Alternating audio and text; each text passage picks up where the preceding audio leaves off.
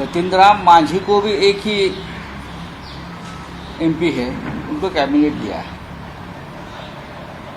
और महाराष्ट्र के ये लोगों को कुछ मिला नहीं है। ये उनकी मजबूरी है या ये उनका मामला है, उसका ऊपर हम बात नहीं करेंगे। लेकिन आखिर एक कैबिनेट बना है। अब कैबिनेट कितने दिन चलेगा वो देखना पड़ेगा।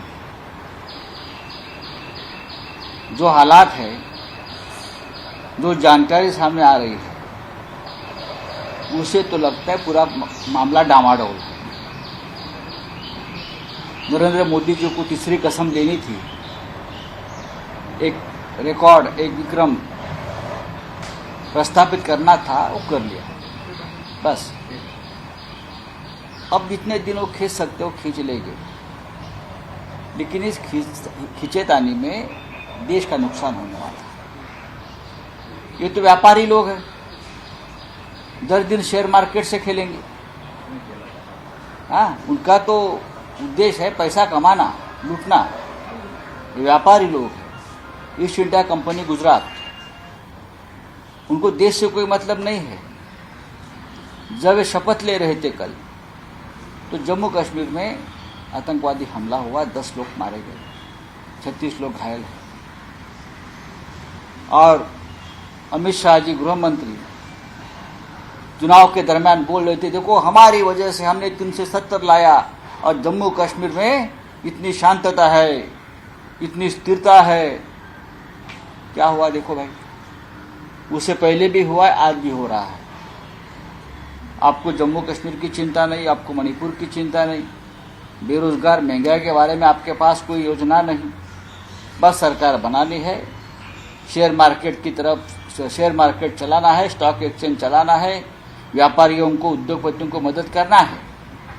यही आपका एजेंडा है और कुछ नहीं। और जो बंदरवाट जो आपके साथ आए हैं सपोर्ट के लिए, उनको बांटना है।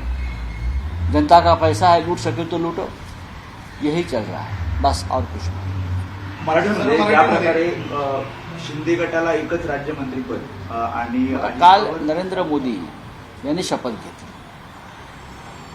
हे मोदी सरकार नाही किंवा भाजपचं सरकार नाही। आतापर्यंत मोदींचं सरकार, मोदी तीसरी बार, मोदी गॅरंटी, मोदी है तो मुमकिन है, सब कुछ मोदी। काल ते चित्र नव्हतं। एक कॅबिनेट त्यांनी ओढून ताणून बनवलेलं आहे। 2 टिकू महत्वाचे आहेत, 2 बाबू, नितीश बाबू, चंद्रा बाबू। या टेकूंचा इतिहास सगळ्यांना माहिती आहे। महाराष्ट्राचं म्हणाल तर महाराष्ट्राच्या वाट्याला काय आलं? पियुष गोयल मंत्री झाले, ते स्टॉक एक्सचेंजवाल्यांचे मंत्री आहेत, शेअर बाजारवाल्यांचे मंत्री आहेत, व्यापाऱ्यांचे मंत्री आहेत। हां, बाकी आता अजित पवारांच्या वाट्याला तर भोपळा आहे। आणि दुसरे जे आहेत नकली शिवसेना, त्यांच्या तोंडावरती एक राज्यमंत्रीपद फेकलेलं आहे। अर्थात आयुष्यभर जर कोणी गुलामीच करायचं ठरवलं असेल आणि या गुलामांना वापरून महाराष्ट्राचा स्वाभिमान, अभिमान हा पायदळी तुडवायचं ठरवलं असेल ईस्ट इंडिया कंपनी गुजरातने, तर हे तुडून घ्यायला तयार असतील ते सगळं तुडून घेत आहेत। त्यांना काही मिळणार नाही। मी सांगतो, त्यांना मिळायचं असतं तर कालच मिळालं असतं। जतिन राम मांझी सारखे एकच खासदार असलेल्या पक्षांना कॅबिनेट पद दिलेलं आहे, बरोबर आहे। या नकली शिवसेनेचे तर 7 खासदार आहेत असं म्हणतात ना। किती आहेत? 8 कसे असतील? तुम्ही सुद्धा ईव्हीएम सारखं कीर्तिकरांसारखी जागा धापलीत का? कुठेतरी हिनवलं गेलंय का या लोकांना? अशा प्रकारे प्रश्न असा आहे की यांना त्यांची अवकात दाखवली। तुम्ही आमचे आश्रित आहात, तुम्ही आमचे गुलाम आहात। नाही, अजित पवारांच्या बाबतीत असं मला समजलं की त्यांनी सांगितलं की आम्ही प्रफुल्ल पटेलाची 150 कोटीची प्रॉपर्टी जी दाऊदशी संबंधित होती ती परत केली। अजून काय पाहिजे? 150 करोड़ का प्रॉपर्टी क्लियर किया ना प्रफुल्ल पटेल का, ईडी ने जो जब्त किया था, 150 करोड़ का जो दाऊद के साथ नेक्सस लगाया था, तो आपको मंत्री पद क्यों चाहिए? 150 करोड़ का दाऊद का प्रॉपर्टी आपको रिटर्न कर दिया, आपके सब केसेस पीछे ले लिए, तो इसलिए मंत्री पद नहीं मिला है। और ये शिंदे गुट का भी यही हाल है कि आपके वापर करून घेतला नाही, तो ते त्याच्यावरती तेच बोलते, हे जातात कुठे, त्यांना पाठिंबा द्यावाच लागेल, ते तुरुंगात जातील, तो वापस जेल जाना पड़ेगा, वापस प्रफुल्ल पटेल की प्रॉपर्टी जप्त हो जाएगी। पण काल हे सगळं होत असताना जम्मू काश्मीरमध्ये भयंकर असा अतिरेकी हल्ला झाला, आतंकवादी हल्ला झाला श्रद्धाळूंच्या बसवर, आणि 10 जणांचा बळी गेला। त्याच्यावरती अजूनपर्यंत नरेंद्र मोदी असतील, अमित शाह असतील, यांच्याकडनं काही संवेदना व्यक्त झालं तर मला दिसत नाही। निवडणूक काळामध्ये अमित शाह वारंवार सांगत होते, आम्ही जम्मू काश्मीरवरती नियंत्रण मिळवलं, जम्मू काश्मीरमध्ये शांतता प्रस्थापित केली, अतिरेक्यांचा बिमोड केला, पण काल अतिरेक्यांनी दाखवून दिलं हे दुर्दैव आहे की आम्ही अजून आहोत आणि सरकार नाकाम ठरलेलं आहे। आजही काश्मीरी पंडितांच्या घरवापसीबद्दल कोणी काहीच बोललेलं नाही। जतीन राम माझी यांनी श्रीरामाचा एवढा घोर अपमान वारंवार केलेला आहे। आपल्याला माहीत नसलेलं सांगतो, राम हे काल्पनिक पात्र होतं, राम हे काल्पनिक पात्र होतं आणि रावण रामापेक्षा श्रेष्ठ होता असं सांगणारे जतीनराम मांझी यांना मोदी सरकारमध्ये कॅबिनेट, आपलं भाजप एनडीए सरकारमध्ये कॅबिनेट मंत्रीपद दिलं।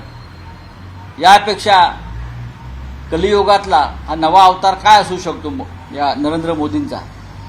स्वतःला ते श्रीराम समजत होते, विष्णू समजत होते, भगवान समजत होते, पण श्रीरामाचा घोर अपमान करणारे जतीनराम मांझी, राम हे अस्तित्वातच नव्हते, राम हे काल्पनिक पात्र आहे आणि रावण हा रामापेक्षा श्रेष्ठ आहे असं सांगणारा जतीनराम मांझी यांना आता याच्यावर भाजपने बोलावं, यांना सरकारमध्ये कॅबिनेट मंत्रीपद देण्यात आलेलं आहे। याच्यावर रामभक्त भाजपनं याच्यावर आपलं मत व्यक्त केलं पाहिजे, मोदींनी मत व्यक्त केलं पाहिजे। तर ग्रहण लागल्यासारखं वातावरण असं तुम्ही म्हटलं, ग्रहण लागल्यासारखं कुठे उत्साह आहे लोकांमध्ये? शपथ घेतली, लोकांमध्ये उत्साह कुठे आहे?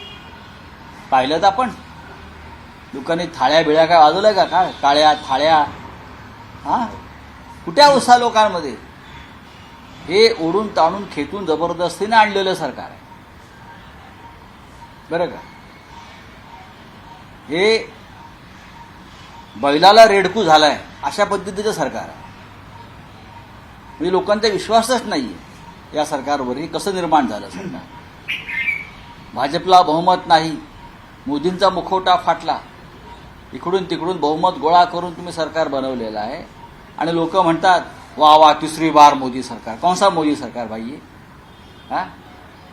चलो, मल्लिकार्जुन खरगे काल शपथविधीला उपस्थित होते, आपल्या पक्षप्रमुखांना सुद्धा निमंत्रण पहा की मोदींचा लोकशाहीवरती विश्वास नाही।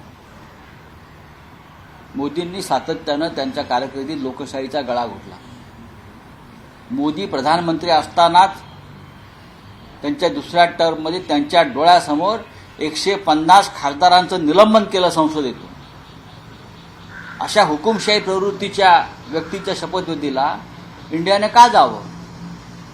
मल्लिकार्जुन खरगे यांच्याकडे कॉन्स्टिट्यूशनल पोस्ट आहे, ते विरोधी पक्षनेते आहेत म्हणून ते गेले आणि हा सामुदायिक निर्णय होता की खरगे साहेबांनी जावं आणि आम्ही त्या शपथविधीपासून दूर राहावं। बहिष्कार टाकावा असंच काही निर्णय होता की बहिष्कारने कशा करता जायच्या? ज्या शपथ घेतली लोकशाहीच्या माध्यमातून, पण त्यांनी 150 खासदारांना ज्या पद्धतीनं निलंबित केलं, कत्तल केली लोकशाहीची, अशा व्यक्तीच्या शपथविधीला आम्ही का जावं? हा साधा प्रश्न आमच्या समोर होता। तरी देशाचं प्रधानमंत्री पद आहे, संविधानिक पदावर खरगे साहेब बसलेले आहेत, मल्लिकार्जुन खरगे, ते जाऊन आले। भागवत कराड असतील, नारायण राणे यांना देखील आता मंत्रिपदातून डावण्यात आलं, अनेक लोकांना संधी देण्यात आलं का? बघा, भागवत कराड यांना कॅनडाचा हायकमिशनर म्हणून पाठवत आहेत आणि नारायण राणे यांना बहुतेक जोहान्सबर्गला पाठवत आहेत हायकमिशनर म्हणून। कुठेतरी व्यवस्था करतील ना, असं कसं काय? प्रत्येकाच्या गाडी घोड्याची, दाणा पाण्याची, चारा पाण्याची व्यवस्था या सरकारला करावी लागेल, अनेकांना करावी लागेल अशी व्यवस्था. बघू आता.